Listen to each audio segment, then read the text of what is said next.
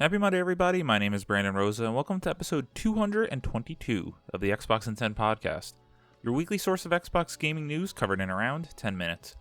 Every Monday, this podcast covers new game releases, the previous week's gaming news, and we all learn an Xbox-related fun fact together. This show is on YouTube and podcast services around the world, so please subscribe on your favorite and leave a review. Xboxin10.com, no numbers, is your quick source for links to all of our podcast destinations, and social media profiles, which you can follow at Xboxin10. To start, let's talk game releases. The big games out last week included Age of Empires 4 Anniversary Edition and Armored Core 6 Fires of Rubicon. The games coming out this week include The Making of Car Teta, Sea of Stars, Agatha Christie, Hercule Poirot, The London Case, Under the Waves, Daymare 1994 Sandcastle, Teenage Mutant Ninja Turtles Shredder's Revenge Dimension Shell Shock, Tenebris Pictora, How to Escape, Trine 5 A Clockwork Conspiracy, Gourmet Warriors, Hexapoda, Cats and Other Lives, Dreamers, Bomb Rush, Cyberpunk, and arguably the biggest game to come to Xbox in a very long time, Starfield. Can't believe I'm saying that. There has been an update on Xbox Game Pass this week, but not on the platform itself. Available to stream now through GeForce Now are a number of Xbox Game Pass PC titles. These include WrestleQuest, Jump Light Odyssey, Blasphemous 2, Ride 5, Age of Empires 3, 4, 1 Definitive Editions, Crusader Kings 3, Dead Cells, Deathloop, Doom 2016, Gears 5, Grounded, Mountain Blade 2, Bannerlord, No Man's Sky, Pentiment, Quake, Shadowrun, Dragonfall Director's Cut, Stellaris, The Texas Chainsaw Massacre, Trackmania, Valheim, Warhammer 40,000 Darktide, Wolfenstein Youngblood, and Wolfenstein 2, The New Colossus. Now to last week's biggest news stories, and we have 5 to cover this week. Number 1, Starfield reviews go live August 31st. Dan Stapleton at IGN writes, "Today we, and reviewers everywhere, take our first steps and/or giant leaps into Starfield, one of the biggest and most anticipated games in a year full of huge, highly anticipated games. If all goes according to plan, I'll have a review to post for you on August 31st at 9 a.m. Pacific Time, or 12 p.m. noon Eastern, which if you're counting down is a day before it launches for those willing to shell out for a fancy edition pre-order, and a week before it launches on Game Pass on September 6th. This is by all accounts a massive game, including the great big 100GB plus download size that you can preload on Xbox starting today.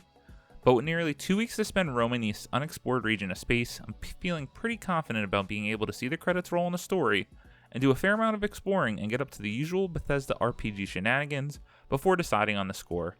I intend to spare a fair amount of time on both the PC and Series X versions to see how they compare."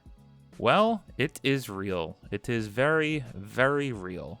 I included it as a release this week as I will be picking it up, and you can too if you pre-order the fancy edition, as Dan Stapleton noted.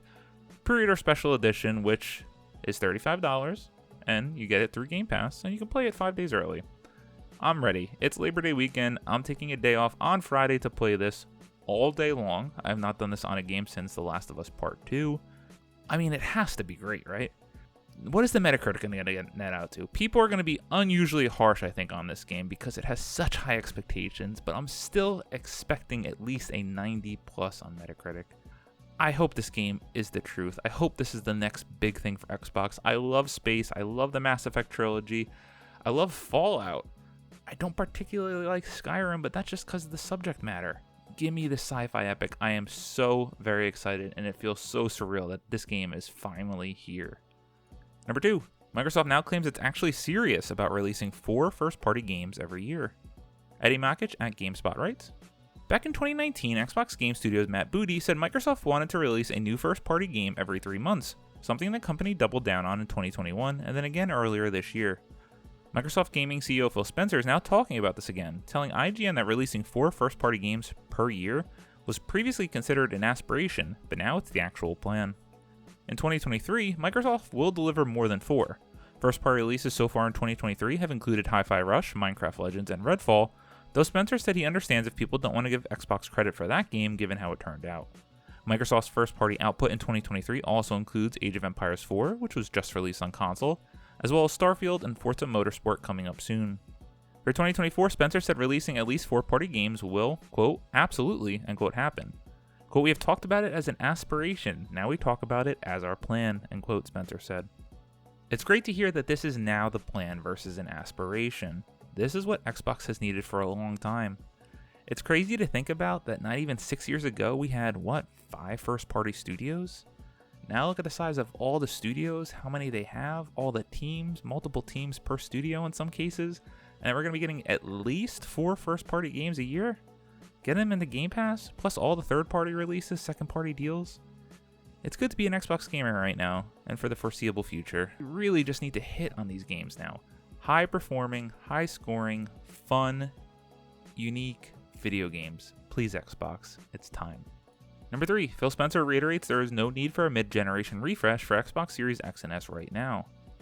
Adam Bankhurst and Destin Legary on IGN write, Xbox boss Phil Spencer has reiterated to IGN that there really isn't a need for a mid-generation refresh for Xbox Series X and S right now. Spencer stopped by IGN's Gamescom studio and shared why the team isn't currently working on an Xbox One XS style mid-gen upgrade to the Xbox Series X and S. While he previously said he doesn't, quote, feel an imperative, end quote, for an updated console, he went into a bit more detail with us. Quote, no. We're focused right now on the increased storage for Xbox Series S, end quote, Spencer said when asked if the team had any news about some sort of mid-generation refresh for Xbox Series X and S. Quote, but no, like I said, we're kind of at the end of the beginning in my mind. So I think we need to let devs settle on this hardware and get the most out of it. But in terms of increased frame rate and increased resolution, I just look at what goes on in PC with high-end GPUs and a high-end CPU. And it's not always just about pixel count or frame resolution. I think there's lighting techniques, there's a bunch of things that go into what make a game look and feel great. And we have a ton of headroom as an industry there, end quote. I am a little disappointed to hear this, but I know I'm the exception. I'm not the casual gamer, I am the hardcore. If you wanted to put out a shiny new console every 4 to 5 years that is a mid-generation upgrade or the full one, so my games can look and play better than ever, I would love that out of a console. But I understand if I really do want that, I switch over to being a primarily PC gamer, and for me, it's just not it. I'm a console boy through and through. Number 4, Baldur's Gate 3 coming to Xbox Series X in 2023 with a concession from Microsoft. Michael McWhorter at Polygon writes, Larian Studios will bring Baldur's Gate 3 to Xbox Series X and Xbox Series S later this year, the studio's creative director, Sven Vinicki, confirmed Thursday. That's good news for players on Xbox who have been waiting for news on the Dungeons & Dragons game, and as until recently, it seemed like they would have to wait until 2024. But Larian's making it happen with one important concession. The Xbox Series S version of Baldur's Gate 3 won't have split-screen cooperative play on the lower-powered Xbox. That feature was previously holding up content on current-gen Xbox release, but it appears Microsoft is letting Baldur's Gate 3 developers bypass feature parity requirements on the Xbox Series consoles. On X, the social media platform previously known as Twitter, Vincke said that after meeting with the head of Xbox boss Phil Spencer at Gamescom, he was, quote, super happy to confirm, end quote, that Larian, quote, found a solution that allows us to bring Baldur's Gate 3 to Xbox players this year, still something we've been working on towards for quite some time, end quote. Added Vinicki, quote, all improvements will be there, with split-screen co-op on Series X. Series S will not feature split-screen co-op, but will include cross-save progression between Steam and the Xbox Series, end quote. Just a few weeks ago, Michael Dowse, director of publishing at Larian, reinforced the technical limitations, not platform exclusivity deals, were holding up the Xbox Series X and S release of Baldur's Gate 3. Quote, we've said many times in the past, but that the issue is getting split screen working on the Series S, which is taking more time, but is in progress, end quote, Dowse said at the time. Quote, this is a huge technical hurdle, but we are unable to release the game on the ecosystem without this feature, end quote.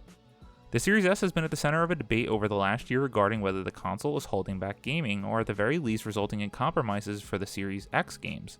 Microsoft appears to have stepped in to quiet that kind of discussion, which has only gotten louder amid Baldur's Gate 3's incredible popularity. The D&D role-playing game is already one of the most played games on Steam and has become a top-selling game on Sony's PlayStation Store, where it is available for pre-order. Baldur's Gate 3 was released on Windows PC on August 3rd and is coming to PS5 on September 6th. I gotta say, I'm very happy that Xbox gave in this concession so that one of the biggest games of the year can be on Xbox platforms as soon as possible. I am turning the corner now on the Series S. I think it's a great option for gamers, but I do think Microsoft needs to remove this parity clause. I don't think developers want to put out a bad game on any platform, but I think we have to accept that some features might not be there on a lower cost console. It's just like PC gaming. Not every PC can play every game at the same resolution or frame rate. There's always going to be concessions, and you need to understand what you're purchasing at the time of purchase. Developers are still going to want to have their games on as many platforms, so they're not going to make a really bad version of a game on Series S or remove major features because that just won't go over well for them. But now to miss out on this game while PS5 is going to get it on September 6th, just not a good look for Xbox, and they're going to be missing out on millions in sales. It's sad. I hope this is a turning point for Microsoft and Xbox with their Series S and X parity clauses. And number 5, Destiny 2's The Final Shape expansion has been revealed. Tom Ivan at VGC writes, Bungie has released the reveal trailer for Destiny 2's The Final Shape expansion. Set for release on February 27th, 2024, The Final Shape is set to complete the Light and Darkness saga, which has been building since the first expansion to the original game. Quote, The Final Shape looms, a nightmarish calcification of reality into the Witness's twisted design, end quote, reads the description accompanying the reveal trailer. Quote, Embark on a perilous journey into the heart of the Traveler, rally the Vanguard, and end the war of light and darkness, end quote. During a Destiny 2 showcase on Tuesday, Bungie also revealed plans to replace the game's current seasonal structure with an episodic one. Quote, What's really important about episodes is that it's a really big shakeup to what we've been doing, end quote, said Assistant Game Director Robbie Stevens. Quote, Instead of providing 4 seasons a year, you're going to get 3 larger episodes. Quote, And so the first 3 episodes in this coming year are called Echoes, Revenant, and Heresy, coming right after The Final Shape. And the theme for the year is going to be all about consequences and aftermath of The Final Shape, end quote.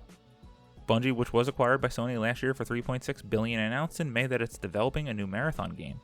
The company also released 3 Marathon titles in the 1990s before later going on to create Halo and Destiny among some other series.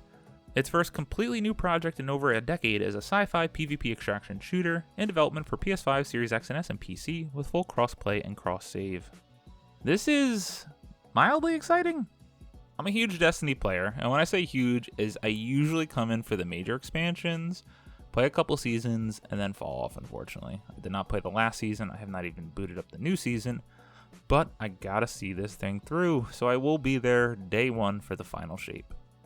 As always, we end our show with a fun fact about Xbox, and we've touched on this before, but I always think it's interesting to go back and look at all the games a specific publisher has published. And given it is the Starfield early release week, let's talk about the games that Bethesda Softworks have published since their creation. 1988 to 1992, Wayne Gretzky Hockey. 1990 to 96, the Terminator series. 1994 to the present, the Elder Scrolls series. 1998, Simbicone. 98, Zero Critical. 2000 to 2006, IHRA Drag Racing series. 2003 to 2006, the Pirates of the Caribbean series. 2005, Call of Cthulhu Dark Corners of the Earth. 2006 to 2007, the Star Trek series. 2008 to the present, Fallout series. Wet in 2009, Rogue Warrior in 2009, the Rage series from 2010 to 2019, Brink 2011, Hunted the Demon's Forge 2011, Dishonored series from 2012 to the 2017, Doom series 2012 to present, Wolfenstein series 2014 to the present, the Evil Within series 2014 through 2017, 2017 Prey, 2021's Deathloop, 2022's Ghostwire Tokyo, then in 2023, Hi-Fi Rush, Redfall, and now Starfield. I cannot wait. Thank you all for listening to the Xbox in 10 podcast, your weekly source of Xbox gaming news covered in around 10 minutes. If you like the show, please subscribe to your favorite podcast service, share with your friends, leave a review, and follow all social media at Xbox in 10. This past week I haven't had too much time to play, so it's been bedtime Logitech G Cloud Vampire Survivors. If you have not played this game, just play it.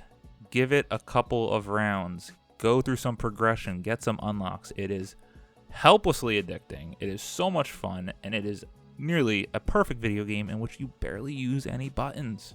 It's wild. My name is Brandon Rosa. You can follow me on Xbox at Brosa93. Hope you all have a great week. Stay safe and keep on gaming.